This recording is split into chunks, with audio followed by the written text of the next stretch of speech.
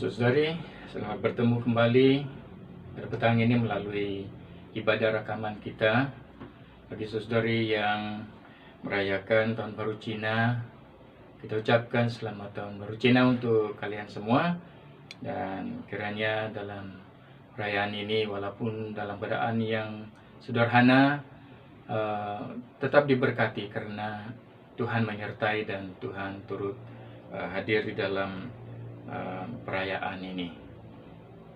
Baik, kita terus dengan firman Tuhan pada petang ini, menginvestasikan imanmu.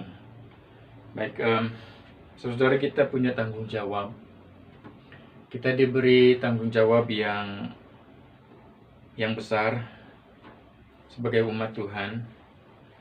Dan pada petang ini kita akan melihat bahwa tidak ada musimnya untuk menyampaikan dan melakukan tanggung jawab kita. Ia tidak bergantung pada musim ataupun keadaan. Dan tanggung jawab kita itu adalah melakukan pekerjaan-pekerjaan Yesus yang Yesus lakukan, bahkan pekerjaan-pekerjaan yang lebih besar daripada itu. Menjadi rujukan kita adalah daripada Injil Yohanes pasal yang ke-14 ayat 1 hingga ayat yang ke-14. Tetapi ayat rujukan untuk kita adalah ayat yang ke-12. Injil Yohanes pasal yang ke-14 ayat yang pertama hingga ayat yang ke-14. Kalau saudari ada waktu untuk membacanya, silakan untuk membaca seluruh ayat ini. Tapi saya akan membaca hanya yang menjadi ayat yang perlu kita perhatikan, yaitu ayat yang ke-12, di mana Yohanes mengatakan apa yang Yesus katakan. Yohanes mencatat apa yang Yesus katakan. Aku berkata kepadamu, kata Yesus, sesungguhnya barang siapa percaya kepadaku, ia akan melakukan juga pekerjaan-pekerjaan yang aku lakukan, bahkan pekerjaan-pekerjaan yang lebih besar daripada itu, sebab aku pergi kepada Bapa. Nah, di waktu Yesus sedang berbicara kepada murid-muridnya, dia mengatakan bahwa ia akan pergi ke rumah Bapa. Seperti ayat yang kedua, di rumah Bapakku banyak tempat tinggal. Jika tidak demikian, tentu aku mengatakannya kepadamu, sebab aku pergi ke situ untuk menyediakan tempat bagimu. Kemudian Thomas, yang merupakan salah seorang murid Tuhan Yesus sendiri, meminta Yesus untuk menunjukkan Bapa kepada mereka. Dia mengatakan di dalam ayat yang kelima, kata Thomas kepadanya, Tuhan, kami tidak tahu kemana engkau pergi. Jadi bagaimana kami tahu jalan ke situ? Kemudian Yesus berkata kepadanya, barang siapa telah melihat Yesus, berarti sudah melihat Bapa. Ayat yang ke-7, sekiranya kamu mengenal aku, pasti kamu juga mengenal Bapakku. Sekarang ini kamu mengenal Dia dan kamu telah melihat Dia. Kemudian di dalam ayat yang ke-11 daripada pasal ini, Yesus mengajar tentang betapa pentingnya untuk percaya kepada Yesus. Ayat yang ke-11 dia mengatakan, percayalah kepadaku bahwa aku di dalam Bapa dan Bapa di dalam aku. Setidak-tidaknya percayalah karena pekerjaan-pekerjaan itu sendiri. Dan kemudian di dalam ayat yang 11, Yesus memberikan penekanan yang penting tentang percaya. Apa yang diharapkan daripada setiap orang-orang yang percaya. Apa yang merupakan suatu janjinya yang akan terjadi pada orang-orang yang percaya. Dia mengatakan ayat yang ke-12 ini, aku berkata kepadamu, sesungguhnya barang siapa percaya kepadaku, ia akan melakukan juga pekerjaan-pekerjaan yang aku lakukan, bahkan pekerjaan-pekerjaan yang lebih besar daripada itu. Yesus berkata, jika kita percaya kepadanya, kita akan melakukan pekerjaan yang Dia lakukan, bahkan pekerjaan yang lebih besar lagi. Nah, ada dua hal yang penting yang perlu kita pahami daripada ayat ini. Yang pertama, pekerjaan apa yang dimaksudkan oleh Yesus itu. Pekerjaan apa yang dimaksudkan oleh Tuhan Yesus ini. Dan yang kedua, apa yang dimaksudkannya tentang lebih besar lagi. Mereka akan melakukan pekerjaan-pekerjaan yang lebih besar lagi. Terdapat banyak penafsiran ataupun tafsiran yang berbeda tentang ayat ini. Namun kita akan perlu memahami dan kembali kepada konteks, keadaan sebenar, apa yang terjadi sebenarnya yang ketika Yesus menyampaikan ini. Kita perlu pahami tentang apa. Pertama, pekerjaan Yesus. Yang pertama ini, pekerjaan apa yang dimaksud oleh Yesus dari ayat ini. Ketika dia mengatakan, aku berkata kepadamu, sesungguhnya barang siapa percaya kepadaku, ia akan melakukan juga pekerjaan-pekerjaan yang aku lakukan, bahkan pekerjaan-pekerjaan yang lebih besar. Kita lihat ayat-ayat yang lain supaya kita boleh melihat keadaan sebenar untuk mengenal konteks daripada ayat ini. Lihat Injil Matius pasal yang keempat ayat 23. Matius pasal yang keempat ayat yang ke-23. Yesus pun berkeliling di seluruh Galilea. Ia mengajar dalam rumah-rumah ibadat dan memberitakan Injil Kerajaan Allah, serta melenyapkan segala penyakit dan kelemahan di antara bangsa itu. Nah, Matius dengan menarik mencatatkan 3 pekerjaan yang dilakukan semasa Yesus melayani. Yang pertama, dia mengajar. Kedua, dia memberitakan Injil. Ketiga, dia melenyapkan penyakit dan kelemahan orang-orang yang datang kepadanya. Nah, kita juga perlu melihat konteks daripada ayat yang ke-12 tadi dari Yohanes pasal yang ke-14 itu, supaya kita dapat mengerti tentang pekerjaan yang dimaksudkan oleh Yesus sendiri. Nah, lihat ayat yang ke-10. Kita kembali kepada Yohanes pasal yang 14 ayat yang ke-10. Yesus berkata, "Tidak percayakah engkau bahwa aku di dalam Bapa dan Bapa di dalam aku? Apa yang aku katakan kepadamu, tidak aku katakan dari diriku sendiri, tetapi Bapa yang diam di dalam aku, dialah yang melakukan pekerjaannya." Nah, ayat yang ke-10 ini adalah konteks yang terdekat dengan ayat yang ke-12, di mana Yesus berbicara tentang Bapa, di mana Yesus berbicara tentang mengenai Bapa yang ada di dalamnya dan dia di dalam Bapa. Dan Bapa itu sendirilah yang melakukan pekerjaan yang Yesus lakukan. Nah, ini akan membuat kita memahami sekarang apakah pekerjaan yang Yesus lakukan yang dia maksudkan di dalam ayat yang ke-12 itu. Dan untuk memahaminya, ayat yang ke-10 ini memberi kesimpulan bahwa pekerjaan Yesus itu adalah menyampaikan perkataan Bapa.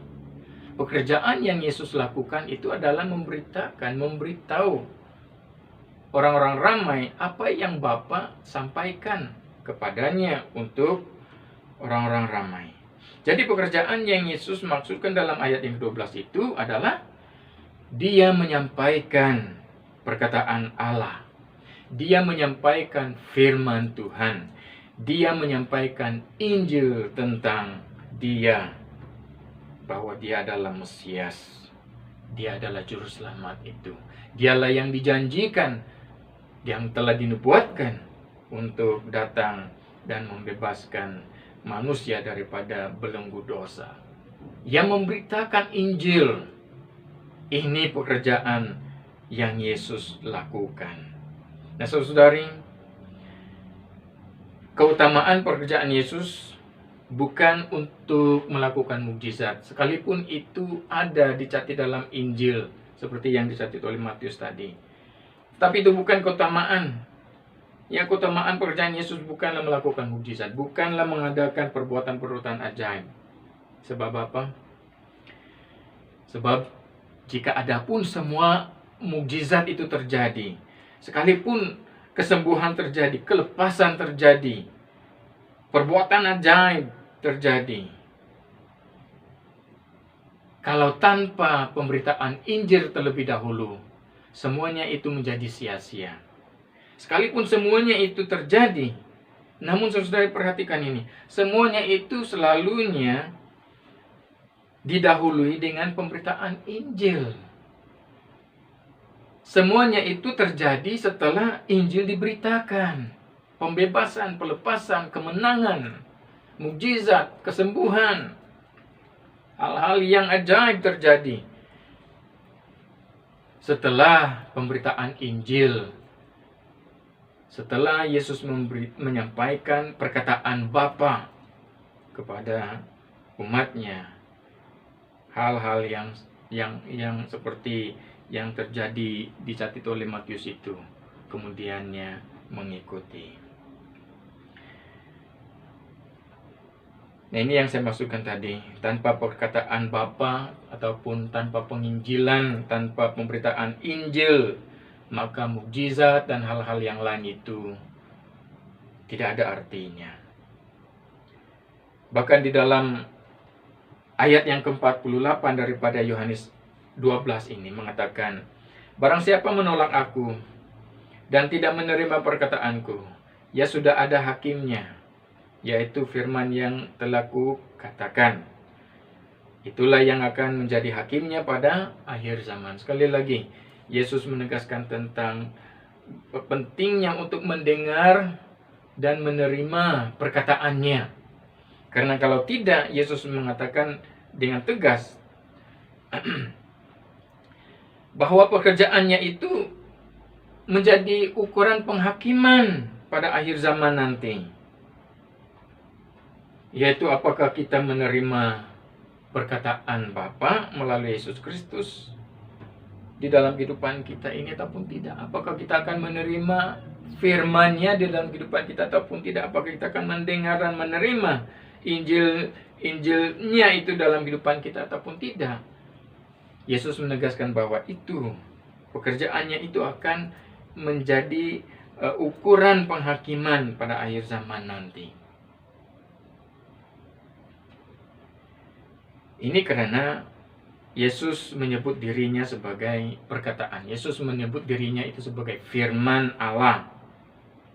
Seperti daripada Yohanes pasal yang pertama, ayat yang pertama, dan juga ayat yang ke-14, di mana Yohanes mencatatkan di sini, pada mulanya adalah firman. Firman itu bersama dengan Allah, dan firman itu adalah Allah. Ayat yang ke-14, firman itu telah menjadi manusia dan diam di antara kita. Dan kita telah melihat kemuliaannya, yaitu kemuliaan yang diberikan kepadanya sebagai anak tunggal Bapa, penuh kasih karunia dan kebenaran. Nah, di dalam hal ini juga kita melihat bahwa Yesus tidak pernah menyebut dirinya sebagai mukjizat atau sebagai perbuatan ajaib dari Allah.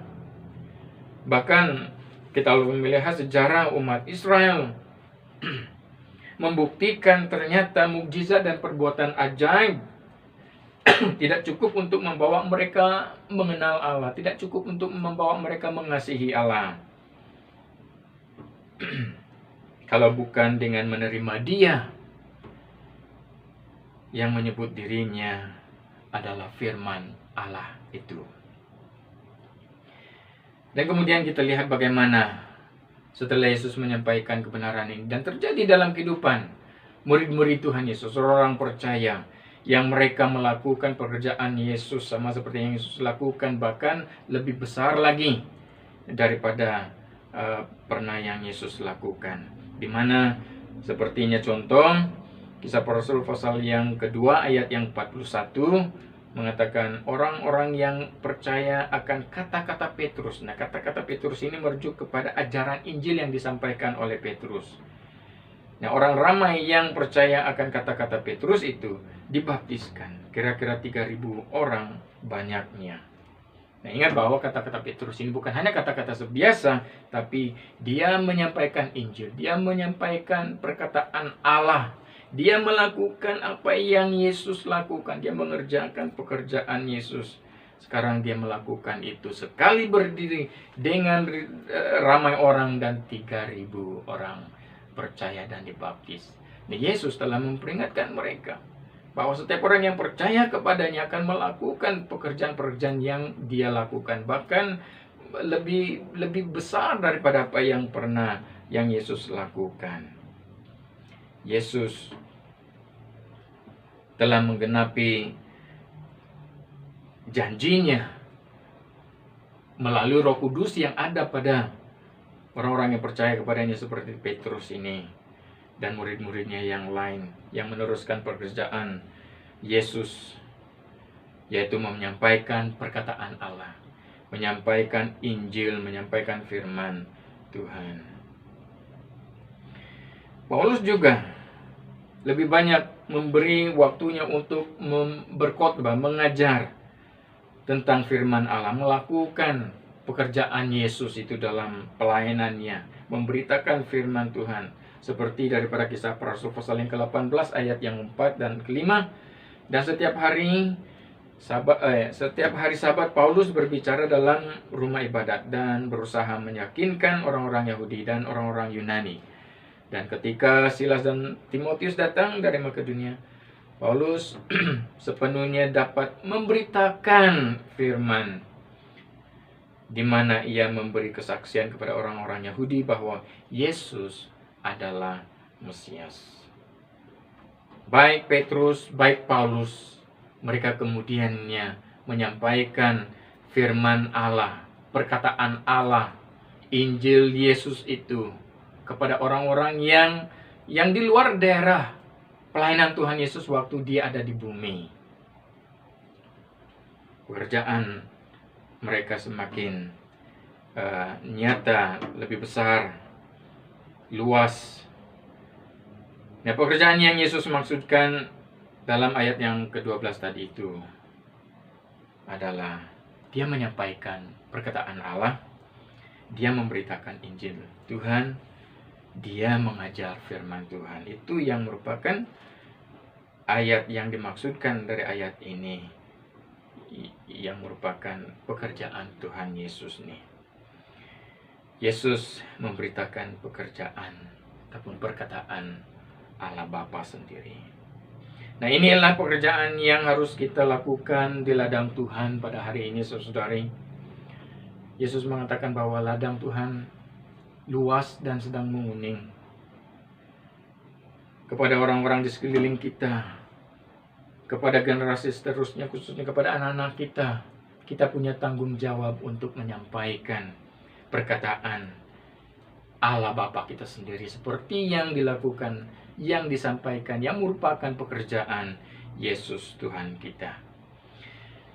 Kita teruskan dengan hal yang kedua yang perlu kita pahami daripada ayat yang ke-12 ini. Yang pertama tadi, apakah pekerjaan Tuhan Yesus itu? Dan yang kedua adalah apa yang dimaksudkan oleh Tuhan Yesus sendiri dengan perkataan lebih besar lagi dalam ayat yang ke-12 ini, di mana dia mengatakan bahkan pekerjaan-pekerjaan yang lebih besar daripada itu akan orang-orang percaya lakukan. Kita melihat kepada perkataan asalnya. Ini perkataan lebih besar dalam bahasa Yunani adalah mega.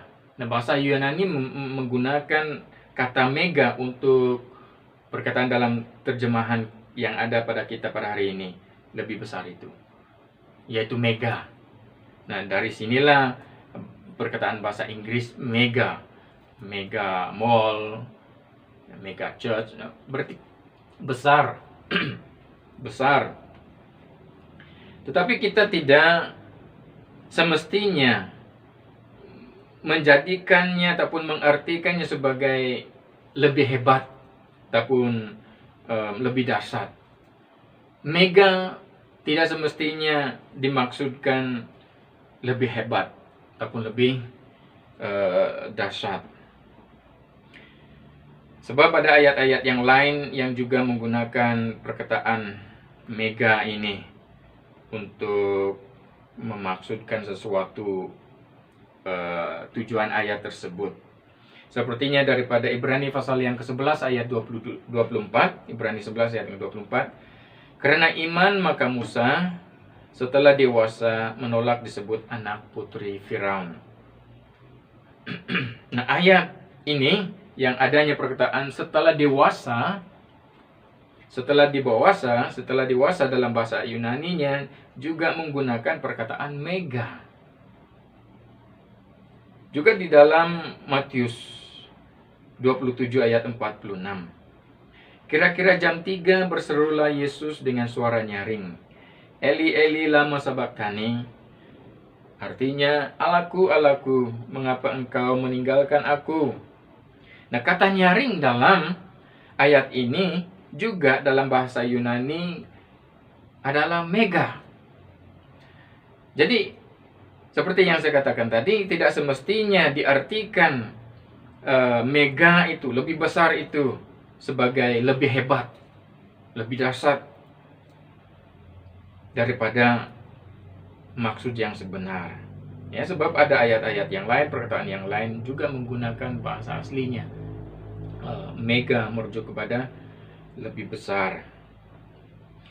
Jadi kata mega dari segi ukuran pada pula, ya, dari segi ukurannya juga perkataan mega ini boleh diartikan sebagai lebih luas. Bukan hanya lebih besar, tapi lebih luas, atau jangkauan yang tidak terbatas.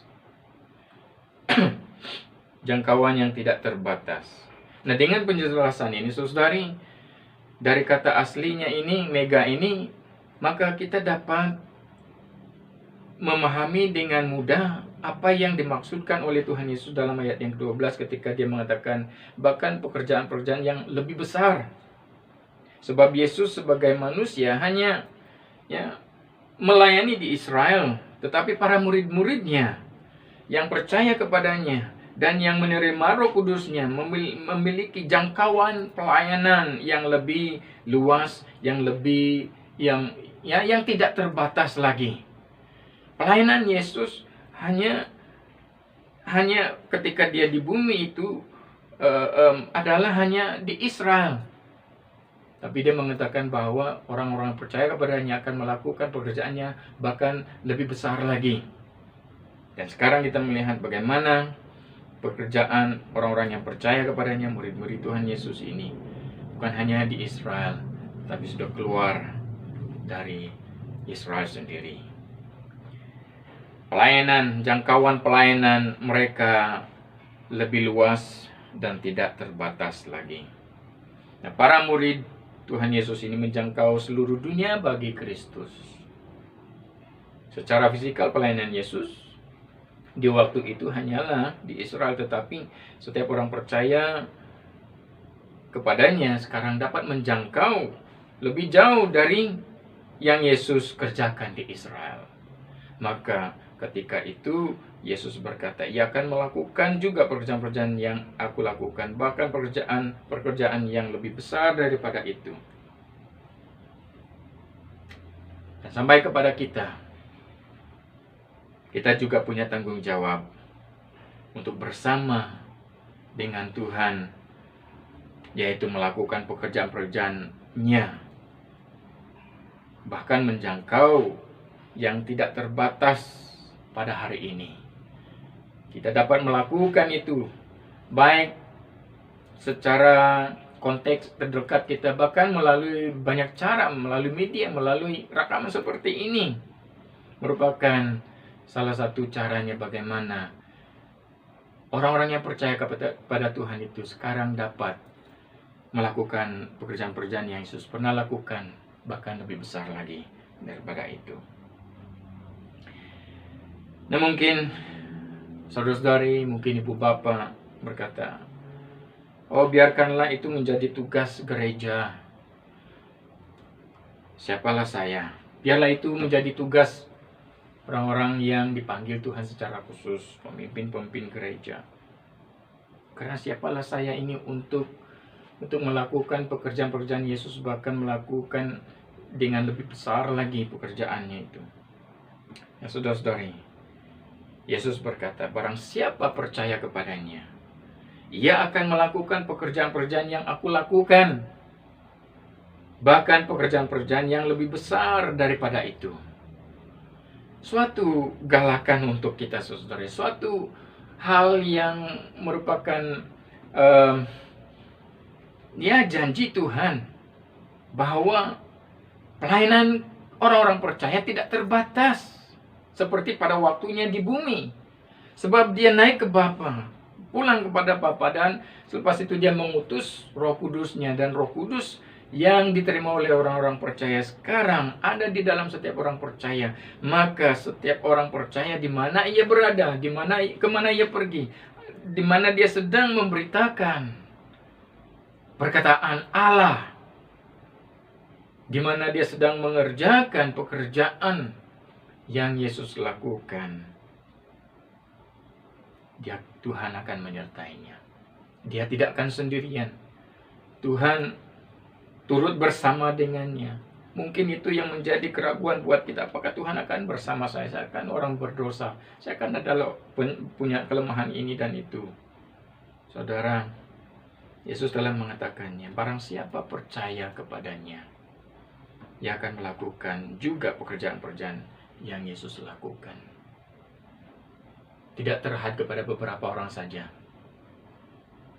Yesus mengatakan, orang itu yang percaya kepadanya akan melakukan juga apa yang Yesus pernah lakukan. Bahkan katanya pekerjaan yang lebih besar daripada yang dia pernah lakukan di Yerusalem. Tuhan melihat apa yang dia tabur tidak akan kembali kosong, tidak akan kembali sia-sia, karena dia meletakkan firman-Nya di dalam setiap orang yang percaya kepadanya, supaya orang yang percaya kepadanya akan mengungsikan firman-Nya itu, akan melakukan seperti yang dia lakukan terhadap Bapa, di mana dia menyampaikan apa yang Bapa sampaikan kepadanya. Dan itu tanggung jawab kita pada hari ini, menyampaikan apa yang Yesus sampaikan, apa yang melalui Roh Kudus-Nya sampaikan kepada kita, yaitu pemberitaan Injil kepada dunia ini, kepada keluarga kita, kepada anak-anakmu. Nah, inilah langkah tindakan kita menginvestasikan iman kita kepada orang-orang yang ada di sekeliling kita. Pertanyaannya ini, maukah saudari terlibat? Maukah saudari terlibat di ladang Tuhan yang sedang menguning ini? Saudara-saudari sudah percaya kepada Tuhan, maukah saudari terlibat untuk pekerjaan Tuhan Yesus melalui hidupnya? Tanggung jawab kita tidak terbatas pada situasi, tidak terbatas kepada keadaan kita, saudari. Oleh karena itu kita perlu meminta Tuhan untuk menolong kita, supaya kita menjadi pelaku firman Tuhan yang adalah memberitakan Injil Tuhan Yesus, yang menyampaikan kebenaran perkataan Allah Bapa sendiri kepada dunia ini. Mari saudari, biarlah kita menjadi murid-muridnya yang melakukan sama seperti yang Yesus lakukan, menyampaikan perkataan Bapa kepada dunia. Mari kita berdoa. Terima kasih Bapa karena firman-Mu. Tolong kami untuk terus mengerti dan hidup dalam firman-Mu Bapa. Biarlah di dalam waktu-waktu ini Tuhan menyertai kami untuk menginvestasikan iman kami. Yang berkeluarga, ia lakukannya untuk ahli keluarga dan anak-anak mereka. Yang bersama dengan teman-teman yang tidak percaya, mereka lakukan kepada orang-orang yang tidak mengenal Tuhan.